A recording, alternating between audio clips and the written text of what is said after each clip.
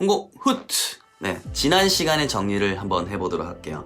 초등학교 3학년이 시작이지만 이미 시작은 경계가 없습니다. 어느 시점이든 시작할 수 있죠? 모두 차이가 나죠, 그죠? 핀란드처럼 아예 국민들이 죄다 영어 방송을 보는 게 아니기 때문에 스타트도 다 다르고요. 수준이 다 달라요.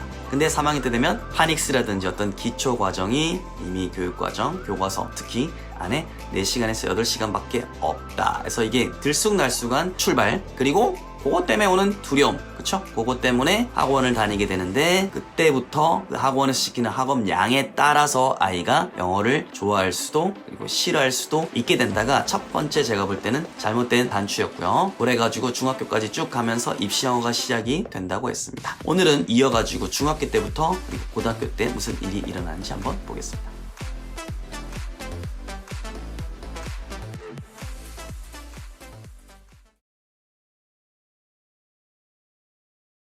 네, 제가 너무 심각하게 이야기를 드리긴 하는데 저도 이제 공교육에서 종사하고 동시에 EBS에서도 제가 12년, 13년 했기 때문에 사교육의 피도 흐르고 있겠죠, 그죠? 공교육, 사교육, 하이브리드에 가깝기 때문에 일방적으로 어디 편을 든다든지 이러지는 않을 거예요. 왜냐면 공교육이든 사교육이든 어쨌든 보완을 서로 어떻게 보면 해주고 그런 공생관계 사실은 가깝다 보거든요. 일부의 어떤 그 안에 있는 소수들끼리 서로 또 부딪히고 서로 대립관계 있고 밖에서는 그걸 가지고 이제 이간질을 하고 프레이밍 효과를 하는데 사실 저는 그렇게 보지는 않습니다. 그잖아요.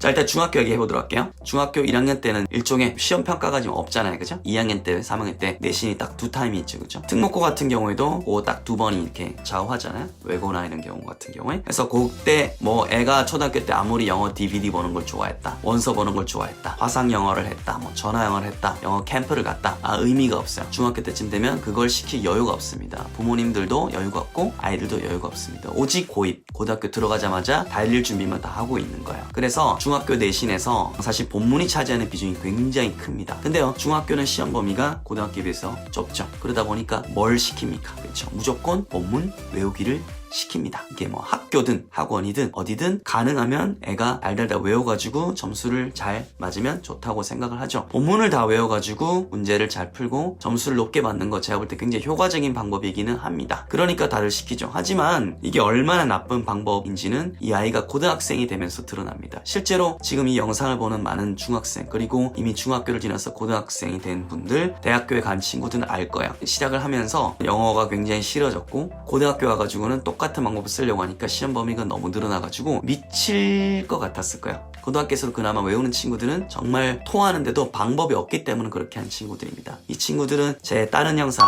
중학교, 고등학교 본문 외우기 하지 마라 라는 영상을 꼭 보셨으면 좋겠고요. 어쨌든 그 논의에 대한 거는 지금 하지 않겠습니다. 댓글에서 그거 가지고 싸우거나 다른 이야기는 안 꺼내셨으면 좋겠고요. 일단 본론으로 가겠습니다. 여튼 그 본문 외우기를 통해서 영어에 대한 취미가 초등학교 때 단어 시험이라든지 이런 것만큼이나 또 싫어지게 됩니다. 근데 점수는 나오니까 참고 넘어가겠죠. 이게 고등학교 입학에서 더 큰 화근을 불러오게 됩니다. 무슨 말이냐면 고등학교 이제 들어왔어요. 1학년, 2학년. 특히나 1학년 시작되게 되면 이제 수시가 지금 굉장히 비중이 높잖아요. 근데 수시는 거의 내신 천하란 말이에요. 내신은 당연히 잘 받아야겠죠. 근데 다른 애들이 호락호락 할까요? 당연히 다 열심히 하겠죠, 그죠? 그렇기 때문에 첫 시험이 굉장히 기선제압에 중요한데 고등학교 영어는 시험 범위가 적어도 3배에서 한 5배 정도는 됩니다. 모의고사 같은 거 넣고 뭐 다 넣고 부교재 넣고 하다 보면 불어나고 서술형이라든지 이런 것들은 범주가 넓다 볼 수 있겠어요. 이게 중학교 때처럼 어퍼 포인트 몇 개 알아서 되는 게 아니거든요. 선생님이 강조하는 모든 것이 다 포인트고 시험 범위에 들어있는 것 모든 것이 다 포인트입니다. 왜 이렇게 악랄하게 내나 이런 공격을 보는 시선이 있겠지만 공격 입장에서는 동점자가 나오면 안 되거든요. 그러면 더 큰 민원 사태에 부딪히게 됩니다. 그잖아요. 이건 다 오픈된 상황이니까 제가 말씀드릴게요. 동점자가 발생하게 되면 등급이 하나 날아가 버릴 수 있어요. 그러면 더 큰 재앙이죠, 그죠? 그렇기 때문에 공격 입장에서는 최선을 다해서 동점자를 방지해야 됩니다. 그렇다 보면 최고 좋은 거는 어려운 거, 킬러 문항을 당연히 낼 수밖에 없고요. 그리고 나아가서 서술형, 그리고 객관식 문항들도 다 점수가 굉장히 소수점 단위로 잘게 쪼개지고요. 그거만으로도 부족합니다. 왜? 잡으려는 자, 잡히지 않으려는 자, 즉 적중시키려는 사교육이 있고 그걸 도망가려는 공교육이 있잖아요. 어쩔 수 없는 상호관계인 것 같아요. 그러다 보니까 시험 범위까지 이렇게 늘려버립니다. 그래서 학원생들도 굉장히 힘드실 거예요. 근데 공격생들도 마찬가지로 힘들어요. 서로 잡히면 안 되기 때문에. 그래서 혹시나 고생 많이 하신 학원생들이 있다면 어쩔 수 없어요.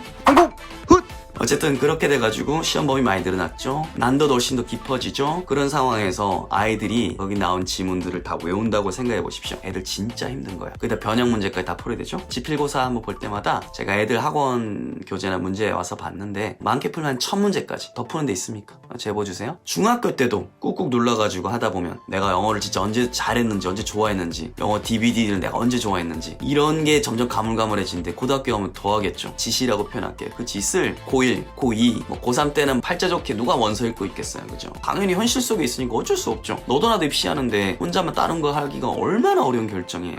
그러다 보니까 고등학교 1, 2, 3학년은 모든 것이 입시, 이게 수시든 정시든 그거에 맞춰지게 되는 겁니다. 이거는 현실이에요. 이거는 부모님들도 학생들도 어쩔 수가 없습니다. 그러다 보니까 초등학교 때 혹은 그 취학 전에 영어를 보고 듣고 즐기던 순수했던 마음은 현실 앞에 무너지는 거예요. 그거를 저는 중학교, 고등학교 담임하면서 지켜보는데 영어를 정말 순수하게 좋아하는 영어를 가르치는 입장에서 너무나 마음이 아팠습니다. 하지만 저는 공교사로서 제 자리에서 최선을 다해서 가르치고 이렇게 유튜브로 부족한 강의들을 채우면서 제 최선을 다하는 거고 학원쌤들은 또 페이를 받고 또 가르치시니까 그들 입장에서는 찾아온 고객들, 제 학생들, 학부모님들 니즈인 성적 향상에 최선을 다하는 거는 공교육, 사교육에선 너무나 자명한 업무인 것 같아요. 공교육이 사교육을 너무 따라가려고 그러고 사교육이 공교육을 너무 따라가려고 하게 되면 그때 또 문제가 생기는 건데 이 논의에 대해서는 다음에 대해서 제가 따로 또 토픽을 해서 말씀을 드리도록 할게요. 하면 끝이 없어요.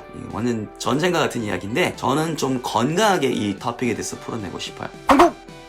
여튼 시작은 좋았으나 중고에서 아직 해결되지 않은 입시에 대한 이야기, 불안감, 경쟁적인 사회 구조 여러 가지가 복합적으로 구성이 되다 보니까 취지가 아무리 좋더라도 결과적으로는 영어를 즐길 수 없는 구조로 가게 되고 그러다 보니까 평가 위주로 가게 되는데 평가라는 것은 결국 개별평가, 말하기 이런 거 할 수가 없잖아요. 그러니까 간접평가인 듣기라든지 이런 걸 통해 말하기를 평가하고 나아가서 독해나 어법 정도만 영어 시험에서 판단을 할 수밖에 없더라. 이게 좀 안타까운 꼬여있는 공교육, 사교육 그리고 슬픈 부모님들의 현실이었습니다. 일단 한국에서 이런 10년은 이제 꼬여있는 10년의 교육이다 라고 생각이 됩니다. 오늘은 되게 좀 무거운 이야기 많이 했죠. 근데 사실은 제가 교사로서 이런 이야기, 사교육까지 혹은 부모님까지 통틀어서 이야기하는 게 어떤 분한테는 불편한 일인지도 모르겠지만 누군가는 이 큰 판에 대해서 한번 좀 담론을 벌여보는 게 되게 중요하다는 생각이 들고요. 제가 또 이런 이야기를 꺼냈기 때문에 여러분들 이야기에 또 귀를 기울이고요. 좀 건강한 피드백 주셨으면 좋겠고 앞으로 나아가서 자 그러면 홍공쌤 네가 이야기를 던졌으니까 어떻게 하면 실질적으로 이제 영어 회화라든지 이런 것들을 효과적으로 효율적으로 잘할 수 있을지 그거에 대해서 이야기를 해달라라는 니즈가 분명히 있을 거예요. 아마 소수라도 저도 영어를 좋아하는 사람으로서 또 생각이 있습니다. 그래서 영어 회화 사실 제가 영어 문법이라든지 수능 쪽 많이 가르쳤지만 몇 안 되는 수능러이면서도 영어 회화를 좋아하고 잘하는 그런 사람들 중에 아마 극소수 중에 한 명일 거라고 생각하기 때문에 앞으로는 영어 회화에 대한 어떤 큰 그림 방향에 대해서도 이야기를 제가 좀 드리고 어떻게 하면 실제로 우리가 knowledge, 지식보다는 practice, 연습을 더 할 수 있을지 그거에 대해서 한번 이야기하고 그거에 대해서 제가 컨텐츠를 많이 만들어 보려고 합니다. 제가 오늘 좀 목이 좀 많이 갈라졌는데 한 번도 이런 적이 없었거든요. 여러분들 댓글, 좋아요, 구독으로 저 응원해 주시면 제가 목이 좀 빨리 회복이 될 것 같습니다. 마침 또 이렇게 물이 이렇게 왔네요. 그죠? 영어 공부는 홍공과 함께 하시면 좋을 것 같고 주위에도 저 많이 알려주세요. 저 다음에 또 뵙도록 하겠습니다. 홍공! 훗!